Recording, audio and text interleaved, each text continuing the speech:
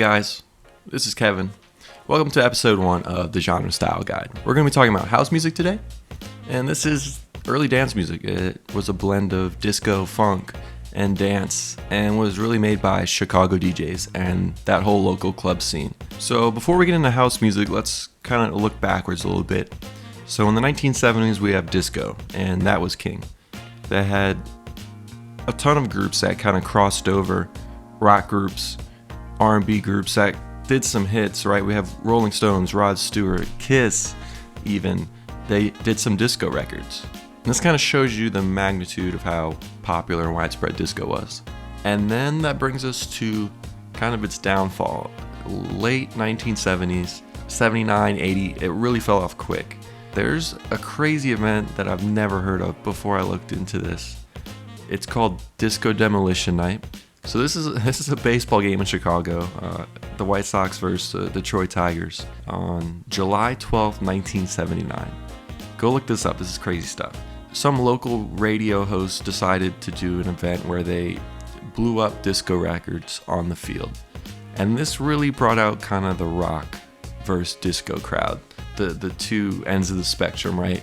And it was like a doubleheader game or something, and they blew up everything in between the games, and then they had a riot. Everyone rushed the field, the thousands of people running around burning things, ripping up the grass. It was really a crazy event. So kind of going alongside this, early 1980s, Chicago local DJs. There's a few big names: Farley Funk, Frankie Knuckles, Ron Hardy. There's a few others. And these are just DJs, right? They're in the local clubs. Some big ones were the Warehouse, the Power Plant, and then the Music Box.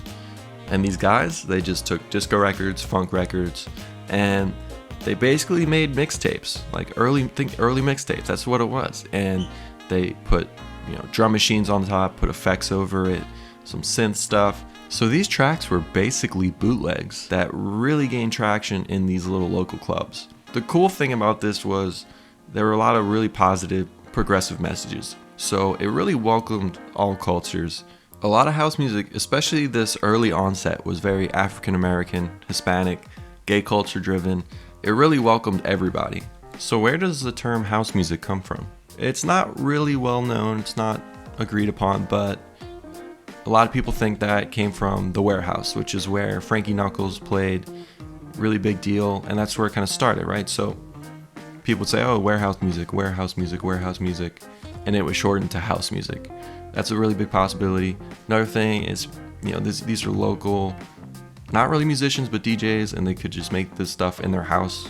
So a lot of people think that it's just called house music because anyone can make it. So we don't really know where that term exactly comes from, but it's for sure the Chicago local club scene. So now that it's locally established, everyone loves it.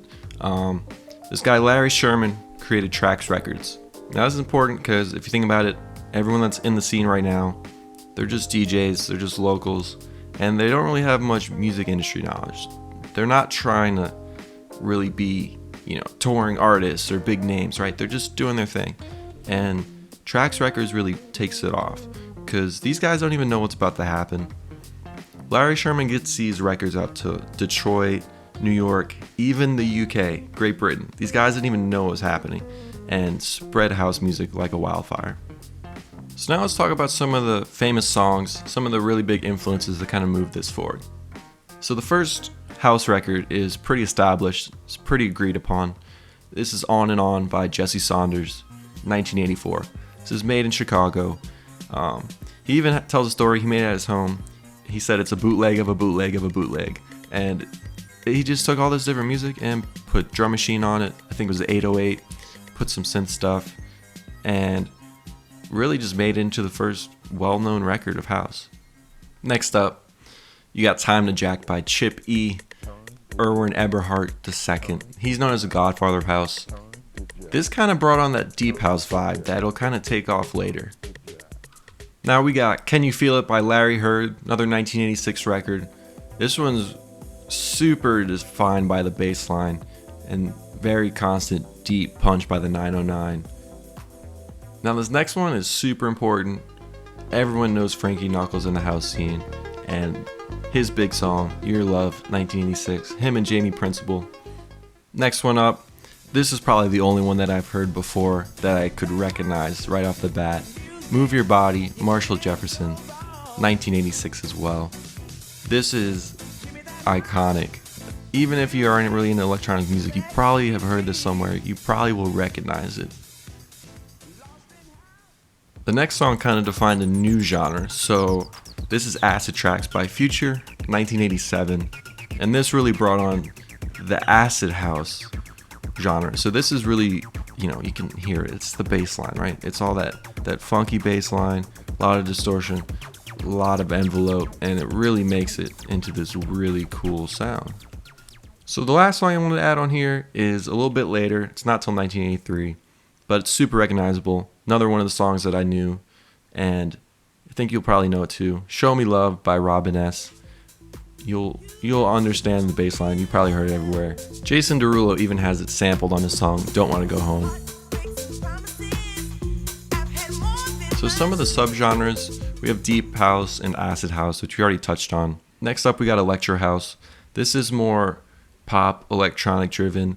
If you think like the early times were more mixtapes of disco, funk, all these different clashes of genres, electro's a lot more clean electronic. Then we got future house. This developed in the UK, and this is really more about the bass line, a lot more metallic-y sounds and such. And we also have progressive house, just like any other genre. There's a progressive version of it, right?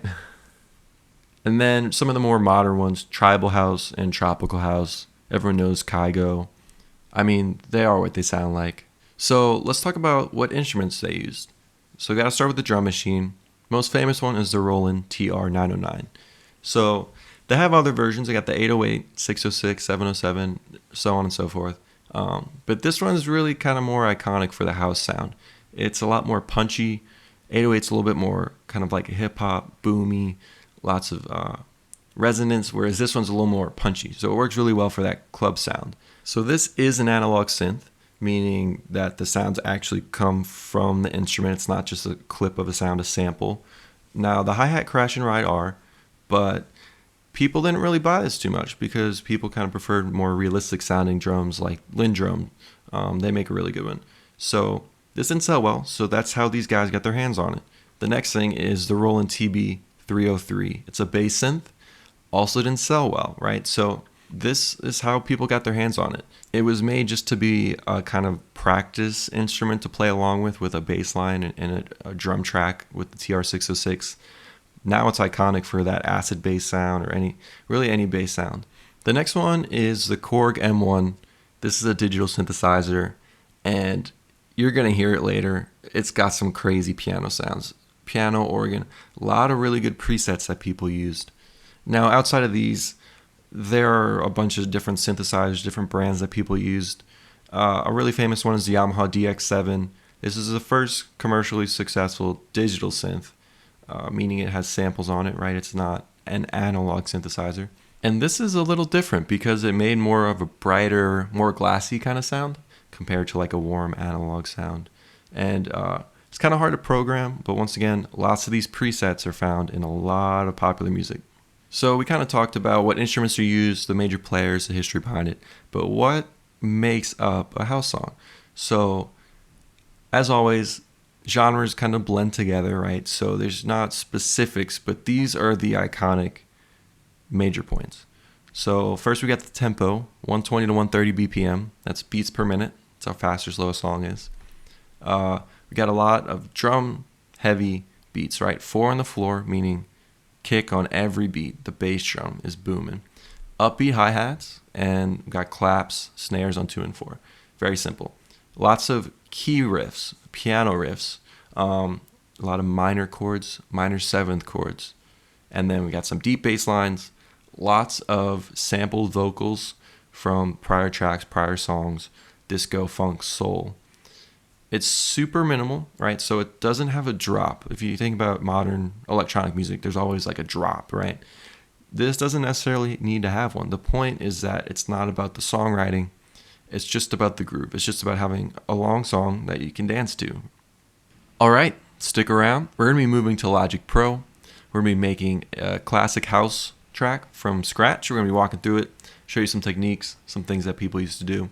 Be sure to check the description below for links to all the tracks we listen to, some more videos about the history of house, as well as some other cool stuff.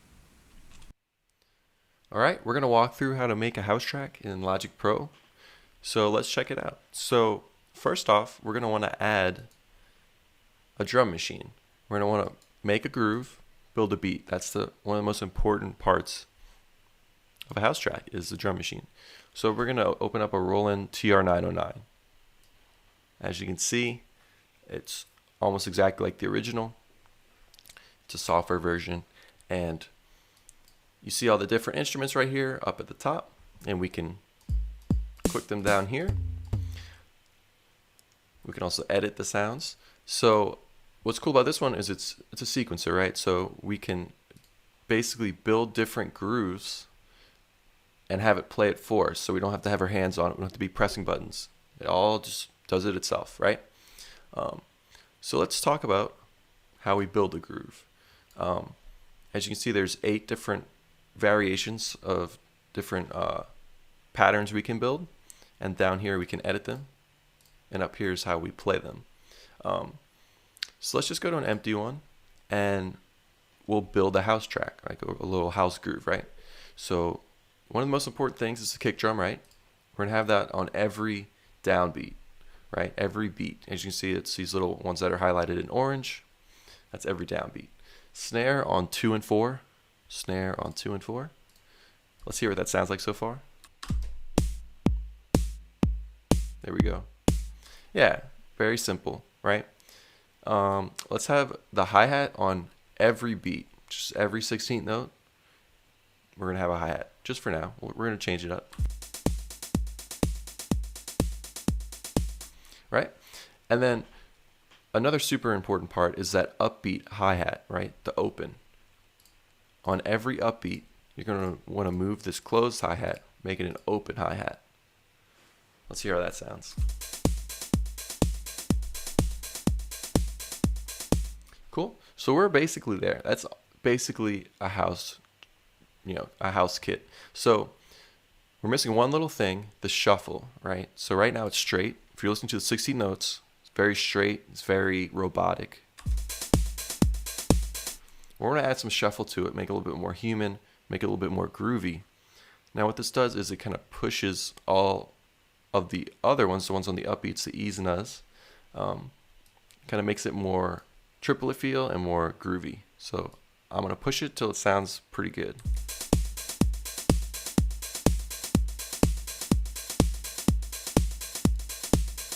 Around there is pretty good, huh? Yeah. Yeah, that sounds really good.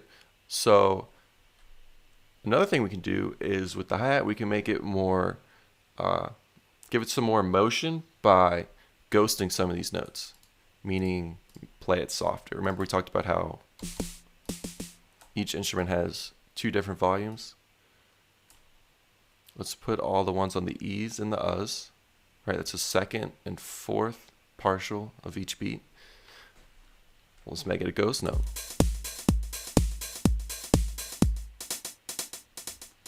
You know how it has a little bit more movement? Yeah, it's really cool. Now we haven't even tuned the drum set yet, right? So all this up here is going to make it sound better. It's going to make it sound more clear. And one more thing we can do during the song, we're going to want to change this up. We don't want this going the whole time. We want to add some stuff, take away. It's going to give a lot of dynamics to the song. So what can we do? We can add hand claps on 2 and 4 along with the snare drum. We can add some toms in the spaces, really anywhere. You don't want it to line up with the snares and the kicks really. You want to add it where there's really less sound. There's space.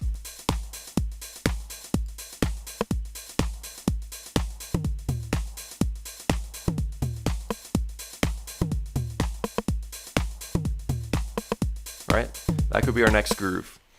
Another common thing is to have the ride cymbal going, either on every beat or every 8th note.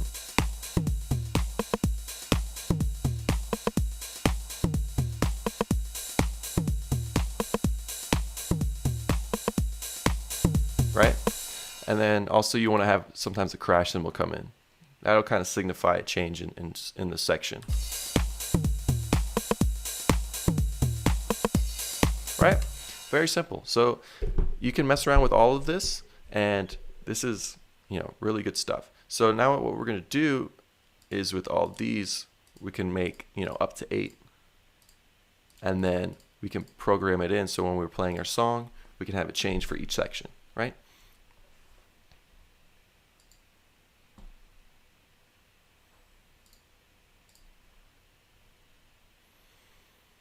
Now let's quickly talk about tuning the drums, right? So what we're going to want to do is set some levels first, and then we're going to change the sound. So let's do that real quick.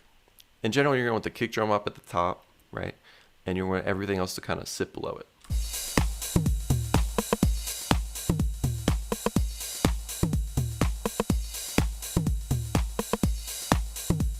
The clap's extremely loud, so we can turn that down a little bit.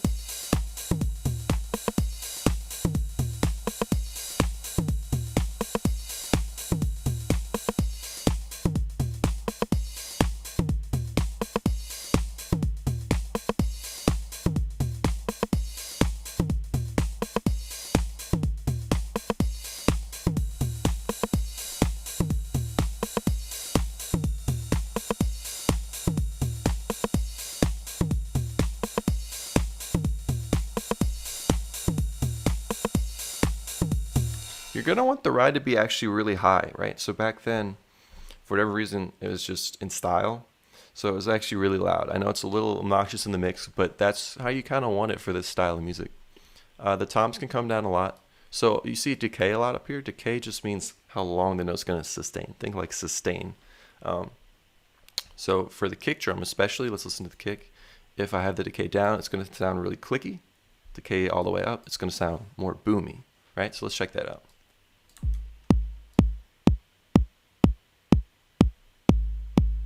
Right, so we're gonna want the decay pretty high up there. Another thing we can do is put the tuning higher. Right, it sounds more fake, but it'll sound really cool in the mix because it's like that iconic sound of just that high kick drum.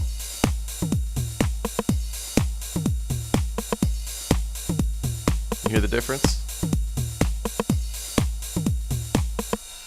Yeah, sweet. The next thing we're going to want to add to our track is maybe a bass line, right? So let's check out the Roland TB303, right? So this is that bass synth that we talked about. It's just like that drum machine that we just worked with. It's basically like a bass machine. It's a sequencer. It'll play everything on its own, and it lines up with the drum machine really well. It'll have a lot of presets, and we're just going to have to really fiddle with it. We're not even going to have to really write anything. You'll see in a second. So as you can see, all these presets right here are different notes, different rhythms, different patterns. And then right here, this is the sounds. These are patches. And then we can mess around with the patches up here, changing how it sounds. And then down here in the edit button, we can change how the structure is, the notes. So it's just set up just like the drum machine. So let's just hear what I didn't touch anything yet. This is the preset, number 1.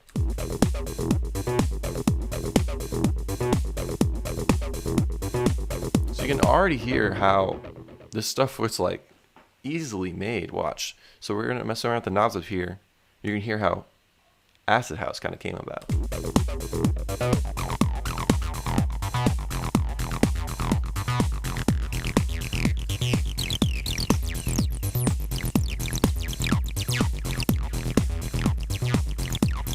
Right? Super simple. I'm just turning knobs. You don't even have to know what you're doing, and it'll sound cool, right? So the main things are the cutoff frequency. Cutoff is kind of how sharp or pulled back the sound is. And then resonance is what gives it that really metallic-y sound.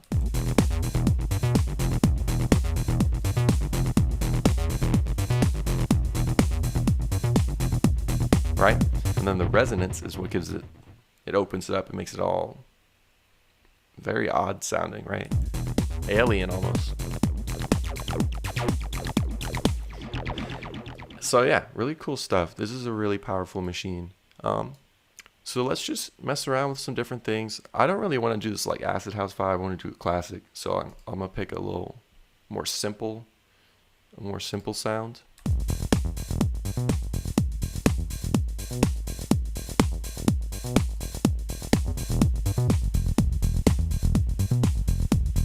I like this one. I like that one.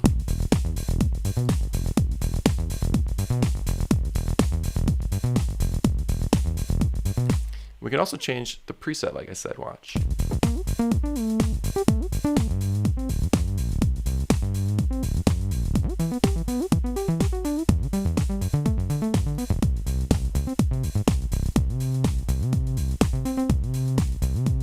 Right, so there's so many things we can just mess around with and change it. And as you can see, we can change the notes up here, the octave that it's in. You can add slides. You can make it just straight. You can just have it notes like this, like a step, right? And it's a 16-step sequencer, just like the last one we were working with. And there's so many different things you can do. You can even randomize it. So this is a random bass line. You can change the amount of slides, the amount of odd pitches that are in it. Gate just, I guess, means how many steps are being used, and then accent. An accent just means to play that note louder, right? Yeah, and there's so many different things. There's a shuffle button, just like the drum machine.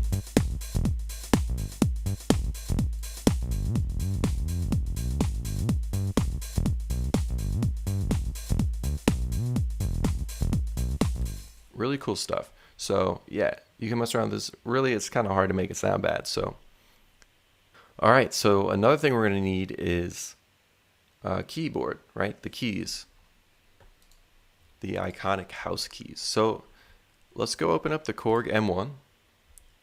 So this is iconic, right? This is the sound of house, and you can use any piano, right? But there's just something particular about this one, right? So here it is, M1 house piano. You're gonna hear it, and you're gonna instantly be like, "Wow, I've heard that before."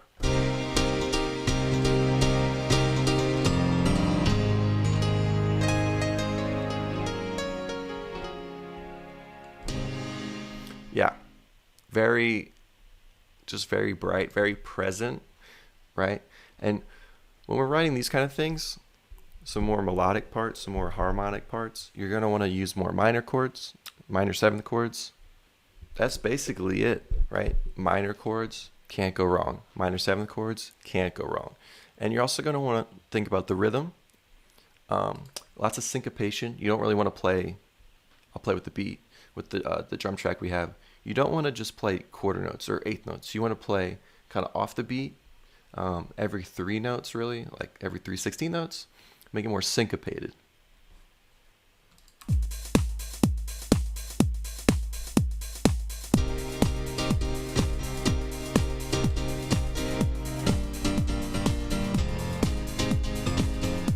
Something like that, right? Very simple. Cool. So from here on out, we just have to add some vocal samples, right? And also maybe some more ornamentation. So let's go to one more synth. Let's check out another one. Let's go to the DX7, right? So this one's super well known. It's used in pop music all throughout the 80s.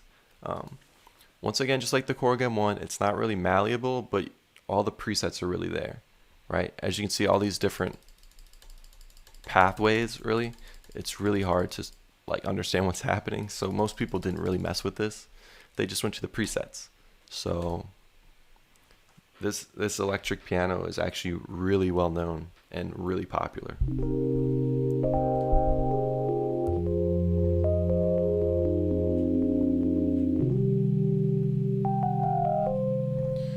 Yeah, it's very smooth, right?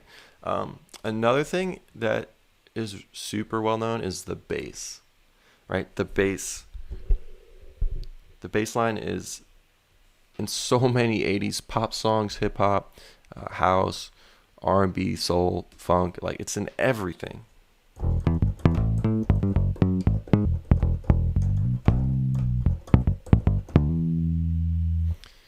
And obviously you can change some of the features.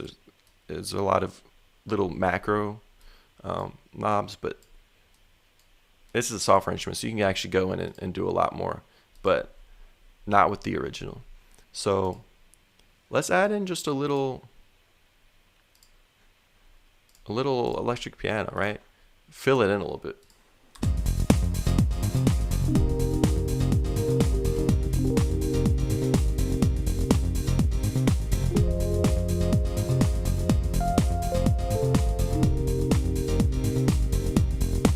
Right?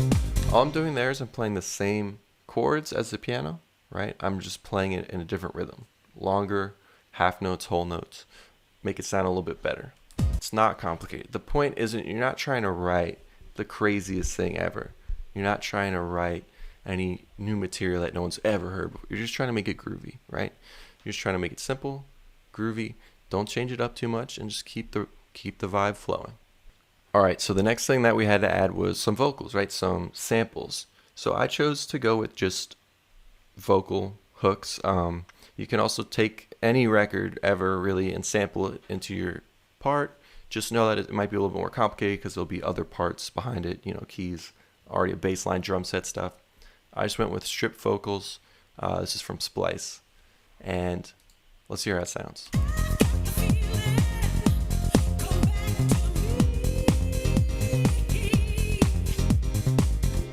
Right? So very straightforward, very house-like, very inspirational, right? Very dancey feel. So as you can see, this came in 128 BPM, and our track tempo is at 124, right? You're gonna want to keep it around 120 to 130, and I chose to just take the vocals and slow it down to match our project tempo, right? So how do we do that? In Logic, you click on the file, right? And then you can edit a lot of stuff down here, right? Go to Functions, and you want to go to Time and Pitch. And from here, we can change how fast the sample we want to change it to. We can also change the pitch of it. I believe 100 cents is one semitone, right? So if you want to go up a whole step, it's 200 cents. And then what I did here is the original tempo of this sample was 128, and I wanted it to go to 124. Logic does all of that for you, all the math. And you just click process and paste. I like the pitch of it, so I didn't want to change the pitch. I just wanted to change the tempo to match. All right, so as you can see, there's not much to it, right? This is what we already worked on. I went ahead and recorded all of our drum loops, the sequence, and the bass sequence into audio files so we can visually see them now. Let's hear each section.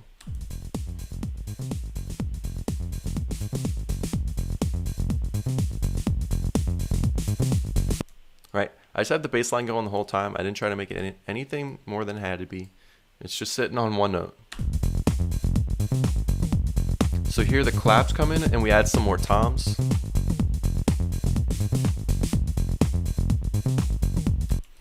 And then back here we have our famous ride pattern, right? Our ride symbol comes in.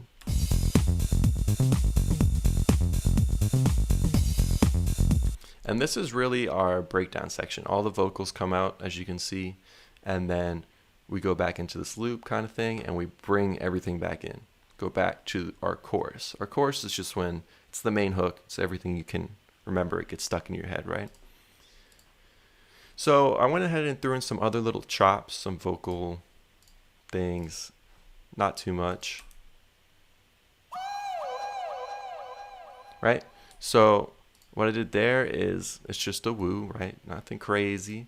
And I took some reverb, right? Reverb is what kind of draws out. It makes it sound like you're in a certain type of environment, like a room, a big room. Dry and wet. Dry is your original signal, and the wet is what's coming through this plugin. So if the wet is all the way up, dry is all the way down, you're only hearing what's coming through this plugin. Whereas other way, you're only hearing the original signal. So you don't want too much reverb because it'll really distort and it will make it sound fake. It won't sound like it's in the environment of the song.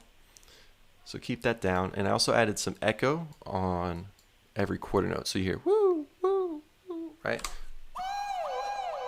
Falls away, right? Super simple. Feedback, how much do you want from that original sound to keep going every time, every quarter note.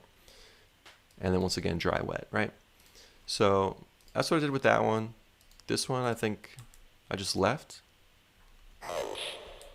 Oh, I think I pitched it down a little bit. Yeah, that's a little bit of reverb, and I pitched it down just a tad. And then these,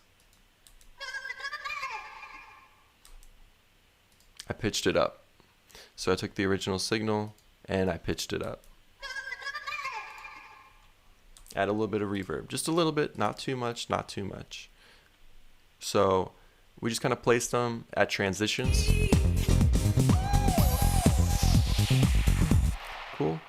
And then right here, once again, it's nothing much happening, so I added these little chops just to kind of break it up. And then also down here, we have some effects, some noise, right? So these will help with transitions and kind of fill in the gaps. So you have your downlifters and your uplifters. This is all just noise, too much. You just have to get the simple building blocks and put them in, and you're fine. Everything else from there is just a playground of whatever you want to do. It'll probably sound good, right? So make a cool drum beat, have a little bit of a shuffle, and just keep the kick pulsing. Fill in the gaps with any small little things you need. We can do a lot more here. We don't need to. The bass, keep it simple. Once again, mess around with some presets. You can also play this. You can make your own bass line. It's perfectly fine. You don't have to change this up too much. Korg M1, the piano, right? That's super iconic. You don't have to keep that in there. You can do like an organ sound, any like percussion, marimba, something like that. Any of that will work. You just need something to kind of fill in that syncopated rhythm. And then any other kind of small little background noises. We used an electric piano, perfectly fine. Some other options are strings, maybe like a synth pad, anything like that. It'll fill in the gap really well. And yeah, I mean, from here on out, we just have to kind of mix it and then pull it out. You don't really need any too much effects. Maybe some small reverb on the vocals and also these noise, these impacts. Yeah, other than that, you're going to want the drums at the top of the mix. You're going to want the kick pretty hot. And then you want the vocals to be heard, right? But it's okay for them to be kind of blended in the song because they don't really matter. It's not like a verse that you're trying to, say something. It's just more of like a feel thing. So if you can kind of hear it soft in the mix, that's actually okay too. Yeah, I mean, another thing we can talk about is EQ. So these were DJs, right, that were building the stuff and performing it. So a big thing they have on their DJ boards, right, their mixing boards, is a low pass, high pass filter. And what that is, it's just, these are frequencies you're looking at. And really you can just pull them over and cut out a whole certain type, right? So it's a low pass, and this is a high pass.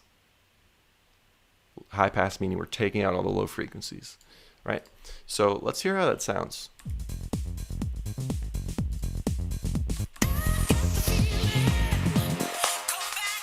Right, so it's a high pass filter.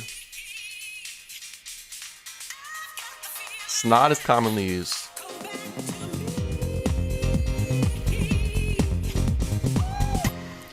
And then we'll do the low pass filter. This is going to sound like you're kind of like walking out of a room where a concert's happening. You're walking like outside away from it, because the further away you are, you're only going to hear the lower frequencies really. So let's check that out.